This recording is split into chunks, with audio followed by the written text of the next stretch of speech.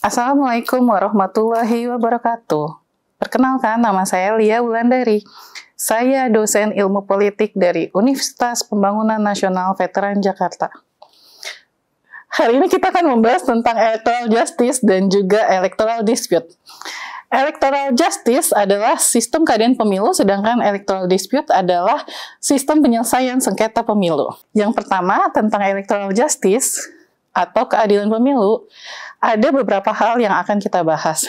Keadilan pemilu itu sendiri mengacu pada serangkaian mekanisme hukum dan juga kelembagaan yang menjamin keadilan, transparansi, dan ketidakberpihakan dalam proses pemilu. Mencangkup kerangka hukum dan lembaga yang bertanggung jawab untuk melaksanakan, mengawasi pemilu, serta mekanisme untuk menyelesaikan sengketa pemilu dan memastikan bahwa hasil pemilu dihormati. Keadilan pemilu sangat penting untuk legitimasi lembaga-lembaga demokratis dan juga kredibilitas hasil pemilu. Keadilan pemilu juga untuk memastikan bahwa warga negara memiliki akses terhadap saluran yang efektif untuk berpartisipasi dalam proses politik, terutama dalam pemilu, dan menjamin agar suara mereka didengar melalui pemilu yang bebas dan adil. Sistem keadilan pemilu di Indonesia mengacu pada kerangka hukum yang mengatur dan juga kelembagaan yang melaksanakan penyelesaian sengketa pemilu, yang dirancang untuk memastikan bahwa pemilu berlangsung bebas, adil, dan transparan, serta setiap sengketa yang terkait dengan proses pemilu diselesaikan secara adil dan tidak memihak. Ada beberapa elemen penting dalam keadilan pemilu. Yang pertama adalah undang-undang dan peraturan pemilu yang jelas, transparan, dan adil, serta ditegakkan tanpa pandang bulu. Yang kedua, institusi pemilu yang independen, bebas dari campur tangan politik, serta sumber daya dan kapasitas untuk menjalankan mandatnya secara efektif. Yang ketiga, akses terhadap informasi dan tingkat kompetisi yang setara untuk semua kandidat dan partai politik, termasuk di dalamnya proses yang adil dan setara terhadap media. Yang keempat, sistem pendanaan yang transparan dan akuntabel untuk pemilu. Sistem yang transparan dan akuntabel ini untuk mendanai termasuk di dalamnya kampanye politik dengan aturan yang jelas dan mekanisme pengawasan untuk mencegah korupsi terjadi di kemudian hari.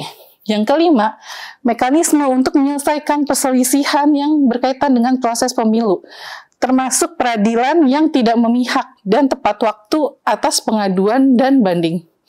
Yang keenam, sistem yang transparan dan akuntabel untuk menjamin hak-hak politik dan hak-hak sipil, termasuk komitmen terhadap peralihan kekuasaan secara damai dan tertib, serta perlindungan terhadap hak-hak kebebasan individu dan kolektif.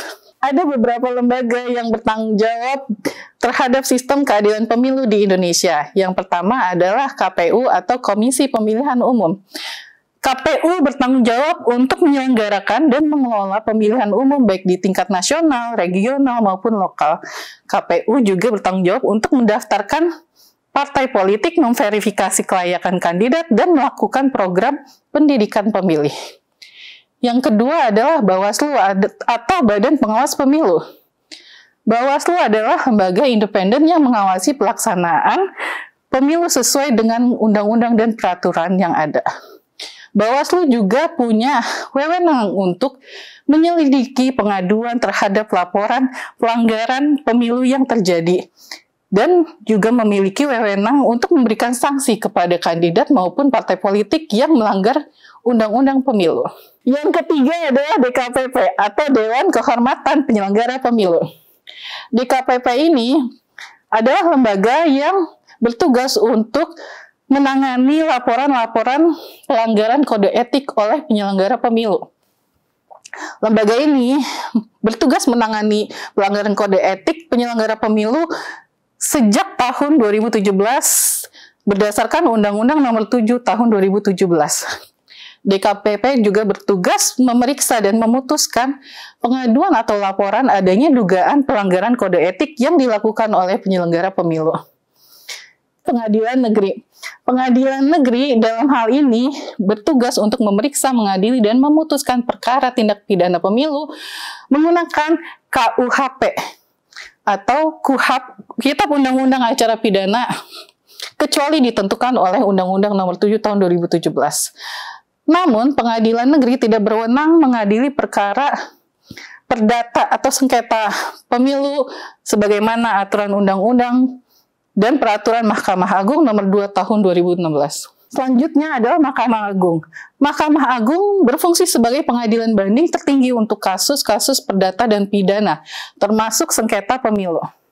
Mahkamah Agung bertugas untuk meninjau dan mengadili sengketa pemilu, serta memastikan kepatuhan terhadap undang-undang dan peraturan pemilu. Mahkamah Agung memainkan peran penting dalam sistem peradilan pemilu di Indonesia. Yang terakhir adalah Mahkamah Konstitusi atau MK. Mahkamah Konstitusi bertanggung jawab untuk meninjau dan mengadili perselisihan sengketa terkait dengan undang-undang pemilu dan juga hukum konstitusional di Indonesia. Mahkamah Konstitusi juga berwenang mengadili untuk memutuskan banding terkait hasil pemilu presiden dan juga legislatif. Selanjutnya, kita akan membahas mengenai electoral dispute atau sengketa pemilu. Electoral dispute di Indonesia terutama ditangani oleh Bawaslu. Bawaslu bertanggung jawab menyelidiki dan menyelesaikan sengketa yang berkaitan dengan hasil pemilu. Bawaslu berwenang menerima dan menyelidiki pengaduan berkaitan dengan pelanggaran pemilu seperti jual beli suara, atau vote buying, intimidasi, atau kekerasan. Jika Bawaslu menemukan bahwa pelanggaran terjadi, maka Bawaslu dapat memberikan sanksi kepada pelanggar seperti misalnya diskualifikasi atau denda. Bawaslu juga memiliki wewenang untuk meninjau hasil pemilu dan menyelesaikan sengketa terkait hasil pemilu. Jika sebuah partai atau seorang kandidat mempermasalahkan hasil pemilu, mereka dapat mengajukan pengaduan kepada Bawaslu dalam waktu 3 hari setelah pengumuman hasil pemilu. Bawaslu kemudian akan menyelidiki pengaduan tersebut dan mengeluarkan keputusan dalam waktu 14 hari. Jika partai atau kandidat tersebut tidak puas dengan keputusan Bawaslu, mereka dapat mengajukan banding ke Mahkamah Konstitusi dalam waktu 3 hari setelah menerima keputusan tersebut. MK adalah otoritas terakhir dalam sengketa pemilu dan memiliki wewenang untuk meninjau keputusan Bawaslu dan mengeluarkan keputusan akhir. Kita selanjutnya akan membahas beberapa kasus terkait sengketa pemilu. Yang pertama adalah kasus yang melibatkan Komisi Pemilihan Umum Indonesia pada tahun 2019. Kasus ini melibatkan 2 komisioner KPU RI, yaitu Wahyu Setiawan dan Evi Novida Ginting.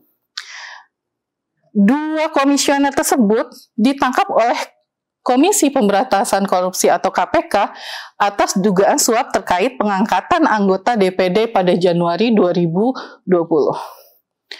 Wahyu Setiawan pada saat itu menjabat sebagai petugas pelaksana ketua KPU yang diduga menerima uang sebesar 600 juta atau sekitar 42.000 US dollar dari Harun Masiku untuk mengamankan kursi bagi Harun Masiku di DPD.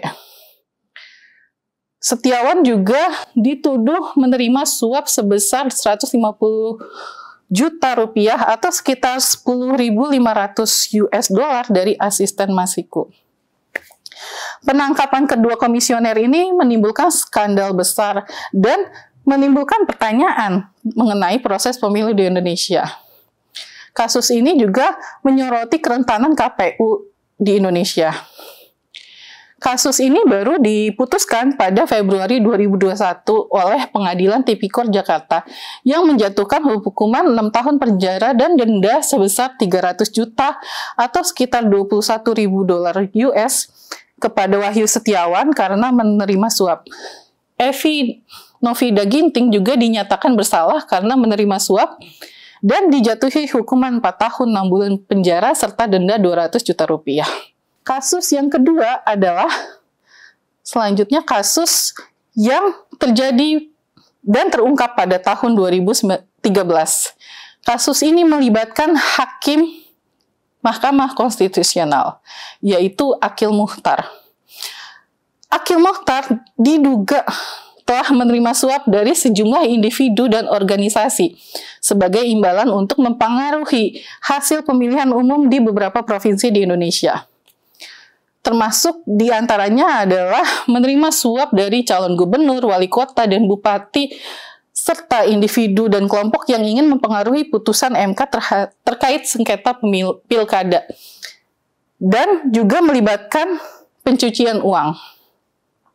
Kasus Akil melibatkan beberapa kasus yang terungkap, yaitu Pilkada Kota Waringin Barat, Kalimantan Tengah, di mana Akil Muchtar dituduh menerima suap untuk Pilkada Kota Waringin Barat tahun 2013. Yang kedua, kasus Pilkada Kabupaten Gunung Mas, Kalimantan Tengah, Akil Muchtar juga menerima suap untuk mempengaruhi hasil Pilkada Kabupaten Gunung Mas pada tahun 2013. Lalu Pilkada Kabupaten Lebak, Banten, yang juga terkait dengan hasil sengketa dari Pilkada Kabupaten Lebak. Lalu Pilkada Kabupaten Mamuju, Sulawesi Barat, Akil Muchtar juga diduga menerima suap untuk mempengaruhi hasil dari sengketa Pilkada Kabupaten Mamuju tahun 2013. Yang terakhir, yang ketiga adalah kasus yang melibatkan Ratu Atut yang terkenal sekali korupsi kepala daerah di Provinsi Banten. Ratu Atut ini pada tahun 2013 mengadakan sidang untuk menentukan pemilihan gubernur Banten di DPRD Provinsi Banten. Atut diduga menyuap beberapa anggota DPRD untuk mengamankan kemenangannya. Ia juga dituduh menerima suap sebagai imbalan atas dukungan terhadap kesepakatan bisnis yang berkaitan dengan rumah sakit setempat. Pada tahun 2015, Atut dinyatakan bersalah atas tuduhan korupsi dan dijatuhkan hukuman 5 tahun penjara. Dan adiknya Tubagus Hairiwardana juga dinyatakan bersalah melakukan korupsi pada kasus yang sama dan dijatuhi hukuman 7 tahun penjara. Selain 3 kasus yang cukup besar itu, ada juga beberapa kasus mengenai sengketa pemilu, di antaranya misalnya pemilihan presiden 2019, 2024 yang lalu, pemilihan gubernur Jakarta 2017, pemilihan gubernur Aceh 2017, dan pemilihan gubernur Jawa Timur 2018. Ini adalah beberapa contoh kasus mengenai sengketa pemilu yang pernah terjadi di Indonesia. Selain itu juga masih banyak lagi. Setiap tahun pemilu dilakukan, pasti ada kasus-kasus sengketa pemilu yang diadukan dan juga dilakukan penyelidikan dan juga dilakukan proses keadilan pemilunya oleh lembaga-lembaga yang bertanggung jawab tersebut. Ada yang dikabulkan permohonannya dan tuntutannya oleh lembaga pengadilan atau peradilan dan juga MK atau Bawaslu, tapi ada juga yang tidak.